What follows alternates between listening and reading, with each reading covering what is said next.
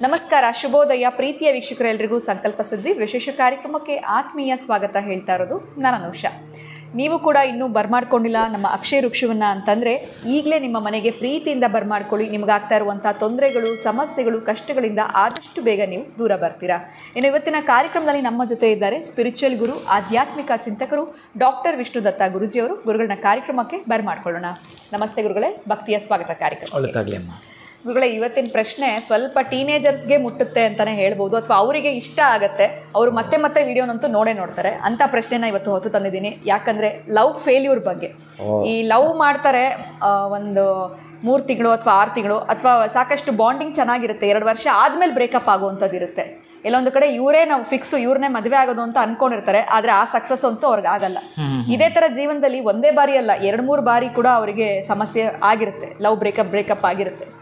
ಈ ಹುಡುಗಿ ಅಥವಾ ಈ ಹುಡುಗ ಅಂತ ಫಿಕ್ಸ್ ಆಗಿರ್ತಾರೆ, ಅದು ಸಕ್ಸಸ್ ಆಗಲ್ಲ. ಈ ಲವ್ ಫೇಲ್ಯೂರ್ ಆಗೋದಕ್ಕೆ ಕಾರಣ ಏನು? ನಮ್ಮ ಲವ್ ಸಕ್ಸಸ್ ಆಗಬೇಕಂದ್ರೆ ಏನು ಮಾಡಬೇಕು? ಓಂ ವಿಶ್ವಸ್ಮೈ ನಮಃ.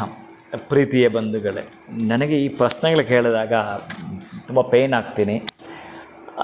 ಜೊತೆಗೆ ಎಲ್ಲೋ ಒಂದು ಕಡೆ ಅದರಲ್ಲಿದೆಯಾ ಇದರಲ್ಲಿದೆಯಾ ಇವೆಲ್ಲವೂ ಕೂಡ ಜಾತಕದಲ್ಲಿ ಲಗ್ನದಿಂದ 7ನೇ ಮನೆಯಲ್ಲಿ ರಾಹುಕೇತುಗಳಿದ್ದಾಗ ಲವ್ ಕೇಸಸ್ಸೇ ಜಾಸ್ತಿ ಇರುತ್ತೆ, ಒಪ್ಕೊಳ್ತೀನಿ. ಆದರೆ ನೀವು ಲವ್ ಮಾಡಿದ್ದು ಕಾಲೇಜಿನ ಹಂತದಲ್ಲಿ ಪ್ರೀತಿಯ ಮಕ್ಕಳ, ನೀವು ಗಮನಿಸಲೇಬೇಕಾಗಿರ್ತಕ್ಕಂತಹದ್ದು, ತುಂಬ ಚೆನ್ನಾಗಿ ಎಲ್ಲೋ ಒಂದು ಕಡೆ ನಿಮ್ಮನ್ನು ಇಷ್ಟಪಟ್ಟಿದ್ದ ಹುಡುಗ, ನಿನ್ನ ಆ ಮಗು ಆ ಹೆಣ್ಣು ಹುಡುಗಿ ಇಷ್ಟಪಟ್ಟಿದ್ಲು ಅಥವಾ ಆ ಹುಡುಗ ಇಷ್ಟಪಟ್ಟಿದ್ದ, ಇವೆರಡೂ ನಡೆದು ಹೋಗುತ್ತೆ. ಕಾಲೇಜ್ ದಿನಮಾನಗಳಲ್ಲಿ ನೀವಿಬ್ಬರು ಕೂಡ ಸುತ್ತಾಡಿದ್ದು, ತುಂಬ ಚೆನ್ನಾಗಿ ನೀವು ಆ ಪಿಜ್ಜಾ ಬರ್ಗರ್ ತಿಂದಿದ್ದು ಮತ್ತೆ ಮತ್ತೆ ಮತ್ತೆ ಮತ್ತೆ ನೆನಪು ಬರೋದು.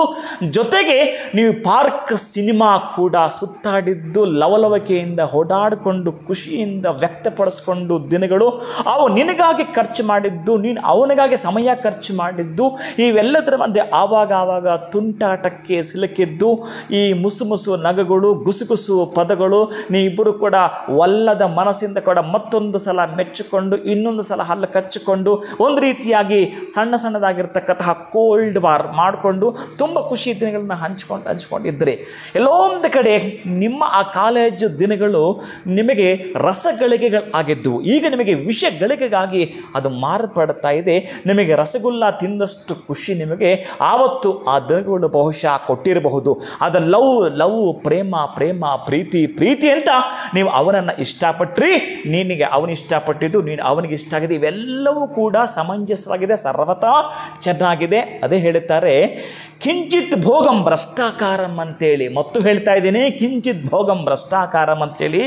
ಯಾವತ್ತೋ ಒಂದು ದಿನ ನಿಮಗೆ ಭೋಗ ಅನ್ನೋದು 5 ನಿಮಿಷ 10 ನಿಮಿಷ ಅಥವಾ ಎಲ್ಲೋ ಒಂದು ಕಡೆ ನಿಮ್ಮನ್ನು ನೀವು ಅವರಿಗೆ ಸಮರ್ಪಣೆ ಮಾಡಿಕೊಂಡು, ಒಂದು ಸಲ ಎಲ್ಲೋ ಒಂದು ಕಡೆ ಅವನು ಬಿಟ್ಟು ಹೋದ ಅನ್ನೋದು ನಿಮ್ಮ ಮನಸ್ಸಲ್ಲಿ ಕೂತು ಬಿಡ್ತು, ಅಥವಾ ಆಕೆಯೇ ಬಿಟ್ಟು ಹೋದ್ಲು ಅನ್ನೋದು ನಿಮ್ಮ ಮನಸ್ಸಲ್ಲಿ ಕೂತು ಬಿಡುತ್ತು ಅನ್ನೋದಾದರೆ ಏನೇ ಇದರ ಅರ್ಥ? ಲವ್ ಅಂದ್ಕೊಂಡ್ರಾ ಅಥವಾ ಪ್ರೀತಿ ಅಂದ್ಕೊಂಡ್ರಾ ಅಥವಾ ನಿಮ್ಮನ್ನು ತುಂಬ ಇಷ್ಟಪಟ್ಟು ನಿಮ್ಮ ಸೌಂದರ್ಯವನ್ನು ನೋಡಿ ಅವನು ಇಷ್ಟಪಟ್ಟಿದ್ದು ಅಂತ ಅಂದ್ಕೊಂಡ್ರಾ? ನೋ, ಇದು ಯಾವುದೇ ಕಾರಣಕ್ಕೂ ಪ್ರೀತಿ ಅಲ್ಲ, ಯಾವುದೇ ಕಾರಣಕ್ಕೂ ಪ್ರೇಮವೂ ಅಲ್ಲ, ಯಾವುದೇ ಕಾರಣಕ್ಕೂ ನೀವು ಅಂತಿರಲ್ಲ ಲವ್, ಅದು ಅಲ್ಲವೇ ಅಲ್ಲ. ಮತ್ತಿನ್ನೇನು, ಒಂದು ರೀತಿ ಅಟ್ರಾಕ್ಷನ್. ಅದು ಆ ಅಟ್ರಾಕ್ಷನ್ ನಿಮ್ಮನ್ನು ಸೆಳೆತ ಮಾಡಿ ಆ ಏಜು ನಿಮ್ಮನ್ನು ಗೊಂದಲಕ್ಕೆ ಸಿಲುಕಿಸಿಬಿಟ್ಟಿದೆ. ನೀವು ನಿಮ್ಮ ವಿದ್ಯಾಭ್ಯಾಸವನ್ನು ಹಾಳು ಮಾಡಿಕೊಂಡ್ರಿ. ನಾನು 2 ವರ್ಷಗಳ ಕಾಲ ಅವನ ಜೊತೆಗೆ ತುಂಬ ಚೆನ್ನಾಗಿದ್ದೆ, ಈಗ ಅವನು ಬಿಟ್ಟು ಹೋಗಿದ್ದಾನೆ, ನಾನು ಡಿಪ್ರೆಷನ್ಗೆ ಹೊರಟೋಗಿದ್ದೀನಿ ಅನ್ನೋಷ್ಟು ನೋವು ನಿಮ್ಮನ್ನು ಕಾಡ್ತಾ ಇದೆ. ಊಟ ಸೇರ್ತಾ ಇಲ್ಲ ನನಗೆ, ಯಾರೂ ನನಗಿಷ್ಟ ಆಗ್ತಾ ಇಲ್ಲ, ಯಾರು ನನಗೆ ಅವನಿಲ್ಲದೆ ಬೇರೆ ಪ್ರಪಂಚವೇ ಇಲ್ಲ ಅನ್ನೋಷ್ಟು ಪದಗಳು ನಿಮ್ಮ ಮನಸ್ಸಿಗೆ ಟ್ರಾನ್ಸ್ಫರ್ ಮಾಡಿಕೊಂಡಿದ್ದು, ಪ್ರತಿನಿತ್ಯವೂ ಕೂಡ ನಿಮ್ಮ ಮೊಬೈಲ್ಗೆ 100 SMS ಬರ್ತಾಯಿತ್ತು, 100 ವಾಟ್ಸಪ್ ಮೆಸೇಜ್ ಬರ್ತಾಯಿತ್ತು. ಇವತ್ತು 100 ದಿನ ಆಗಿದೆ, ಒಂದು ಮೆಸೇಜ್ ಇಲ್ಲ ಅನ್ನೋಷ್ಟು ನೋವು, ದುಃಖ, ಹತಾಶೆಯಿಂದ ಬಳಲ್ತಾ ಇದ್ದೀರಿ. ಅರ್ಥ ಮಾಡ್ಕೊಳ್ಬೇಕು. ಇದು ಅಟ್ರಾಕ್ಷನ್, ಪ್ರೀತಿ ಅಲ್ಲ. ಅರ್ಥ ಮಾಡ್ಕೊಳ್ಳಿ. ನಿಮ್ಮ ಬದುಕಲ್ಲಿ ಎಲ್ಲವೂ ಅವನದ್ದೇ ಸ್ಥಾನಮಾನ. ನೀವು ನಿಮ್ಮ ತಂದೆ ಇದ್ದಾರೆ, ಅವ್ರಿಗೊಂದು ಸ್ಥಾನಮಾನ ಇಲ್ಲ.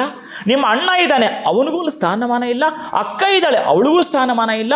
ಅಮ್ಮ, ಅವಳಿಗೂ ಸ್ಥಾನ ಇಲ್ಲ. ಅವನಿಗೊಬ್ಬನಿಗೆ ಸ್ಥಾನ ಕೊಟ್ಟಿದ್ದರ ತಪ್ಪು ಇದು. ಅದು ಅಟ್ರಾಕ್ಷನ್, ಲವ್ ಅಲ್ಲ. ಅರ್ಥ ಮಾಡ್ಕೊಳ್ಳಿ.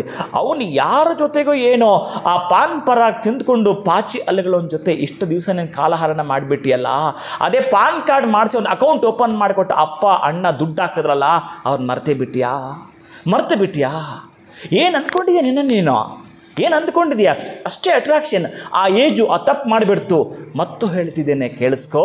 ಯಾವುದೇ ಕಾರಣಕ್ಕೂ ಕೂಡ ಈ ಯೂಸ್ ಆ್ಯಂಡ್ ಥ್ರೋ, ನಿನ್ನ ಕಾಲಿಗೆ ಸಾಕ್ಸ್ ಹಾಕ್ಕೊಂಡಿದೆಯಲ್ಲ, ಅದನ್ನು ತೆಗೆದು ದುರ್ವಾಸನೆ ಬರ್ತಾಯಿದೆ, ತೆಗೆದು ಪಕ್ಕಕ್ಕೆ ಎಸೆಯೋದನ್ನು.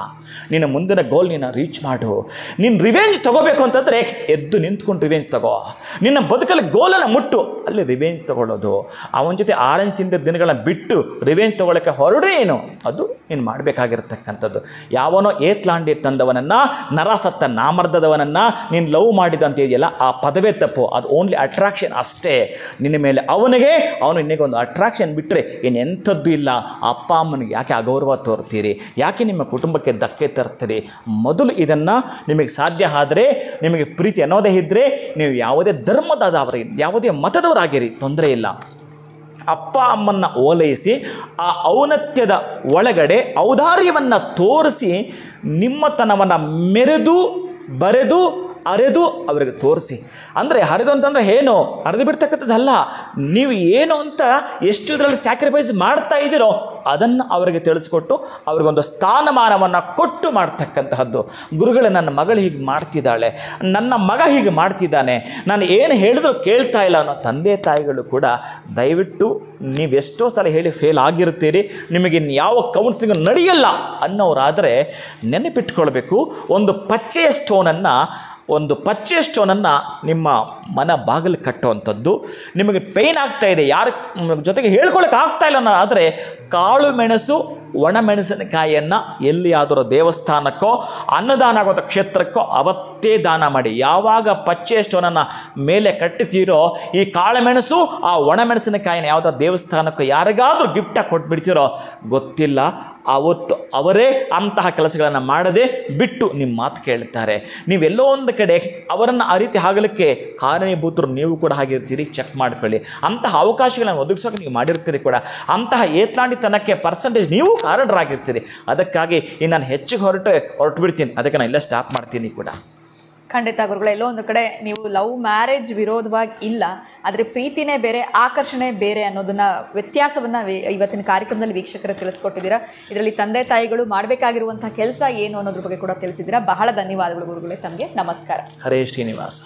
ಇನ್ನು ಎಲ್ಲೋ ಒಂದು ಕಡೆ ಲವ್ ಮಾಡ್ತಾ ಇರೋರು ಅಥವಾ ಲವ್ ಮಾಡಬೇಕು ಅಂತ ಅಂದ್ಕೊಂಡಿರೋರು, ಎಲ್ಲೋ ಒಂದು ಕಡೆ ಲವ್ ಫೇಲ್ಯೂರ್ ಆಗಿರೋರು, ನೀವು ಮಾಡಿರುವಂಥ ತಪ್ಪುಗಳೇನು, ಲವ್ ಅಂತಂದರೆ ಬರೀ ಪ್ರೀತಿ ಅಷ್ಟೇ ಅಲ್ಲ, ಅದೆಲ್ಲೋ ಒಂದು ಕಡೆ ಆಕರ್ಷಣೆ, ಅಟ್ರಾಕ್ಷನ್ ಅನ್ನೋದ್ರ ಬಗ್ಗೆ ಭಾಳ ಅರ್ಥಪೂರ್ಣವಾಗಿರುವಂಥ ಮಾತುಗಳನ್ನ ಇವತ್ತಿನ ಕಾರ್ಯಕ್ರಮದಲ್ಲಿ ಗುರುಗಳು ತಿಳಿಸ್ಕೊಟ್ಟಿದ್ದಾರೆ. ಇವತ್ತಿನ ವಿಡಿಯೋವನ್ನು ಮುಗಿಸುವಂತಹ ಸಮಯ ಆಗಿದೆ. ನಮಸ್ಕಾರ.